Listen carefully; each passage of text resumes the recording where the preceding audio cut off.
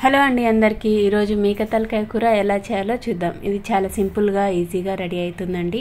చాలా టేస్టీగా కూడా ఉంటుంది.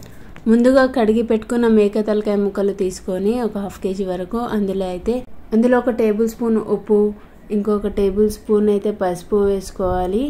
అలా ధనియా పౌడర్ కూడా వేసుకోవాలండి. అలానే ఒక 2-3 టేబుల్ స్పూన్స్ వరకు అయితే కారం వేసుకోవాలి. మనకు ఎంత కావాలి అనుకున్నంత వరకు అయితే వేసుకోవచ్చు. సో అందులోనే కొద్దిగా ఆయిల్ వేసుకోవాలండి. కొద్దిగా గరం మసాలా కూడా వేసుకోవాలండి. దీన్ని బాగా ముక్కలు పట్టేటట్టు కలుపుకోవాలి. సో ఇలా ముక్కలకి మసాలా బాగా పడుతుంది. సో ఇలా కలిపేటప్పుడు అయితే మేక తలకాయ ముక్కలు ఆ బోన్స్ అయితే చేతికి తగులుతాయండి. సో చూసి కలుపుకోవాలి. ముందుగా అయితే కుక్కర్ పెట్టి అందులో ఆయిల్ వేసి అందులో జీలకర్ర, కొద్దిగా ఒక 4-5 పచ్చిమిరపకాయలు వేయాలి. అలాగే అందులో కొద్దిగా అయితే కరివేపాకు వేయాలండి. ఇందులో ఇప్పుడైతే మనం ముందుగా కట్ చేసుకున్న ఆనియన్స్ వేసి కలుపుకోవాలి. సో ఇలా కొద్దిగా ఫ్రై అవుతూ ఉన్న తర్వాత మనం కొద్దిగా జింజర్ గార్లిక్ పేస్ట్ వేసుకోవాలి. కాస్త బ్రౌనిష్ కలర్ వచ్చేటట్టు అయితే కలుపుకోవాలండి. అది కొద్దిసేపు మగ్గాక మనం అందులో అయితే ఫస్ట్గా కలుపుకున్న ముక్కలు ఉన్నాయి కదా, అవి వేసుకోవాలండి. సో ఇలా ఇది మొత్తం వేసుకున్న తర్వాత మనం కలుపుకోవాలి. సో కింద అతుక్కుంటాయి కదా, జింజర్ గార్లిక్ పేస్ట్ కింద అతుక్కొని ఉంటుంది కాబట్టి మొత్తం కలుపుకోవాలి. సో ఇలా వేడవ్వాలి. సో ఇది కొద్దిగా వేడైన తర్వాత మటన్లో నుంచి అయితే కొద్దిగా వాటర్ వస్తుందండి. సో ఆ వాటర్లో అయితే ఈ ముక్కలు బాగా కలిసిపోవాలి. సో మసాలాలు కూడా ఉన్నాయి కదా, అవి బాగా కలిసిపోతాయి మటన్తో. సో ఇలా కలుపుకున్న తర్వాతనైతే మనం మూత పెట్టుకోవాలి.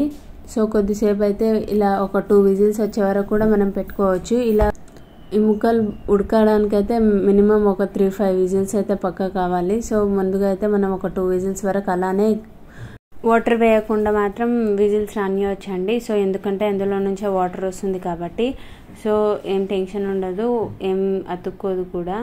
సో బాగా కలుపుకోవాలండి. ఇలా బాగా కలిపాక మనం ఇందులో అయితే టమాటోస్ వేయాలి. సో నేనైతే టమాటోస్ చూపెట్టలేదు, బట్ నేనైతే వేసుకున్నానండి. సో మీరు కూడా వేసుకోవాలి. సో ఇలా మూత పెట్టి ఒక 2 విజిల్స్ వచ్చిన తర్వాత ఇలా ఉంటుంది. సో దాంట్లో ఉన్న వాటర్ మొత్తం అబ్జర్వ్ చేస్తుంది. సో ఇలా అయితే ముక్కలకి బాగా పడుతుంది. ఇందులో ఇంకా వాటర్ వేసుకోవాలి. సో ముక్కలంతా మునిగే వరకు. సో ఇలా ఒక 2 విజిల్స్ వచ్చే వరకు మనం ఆ గ్యాప్లో అయితే మనం ఒక బౌల్లో అయితే వాటర్ వేసుకోవాలి.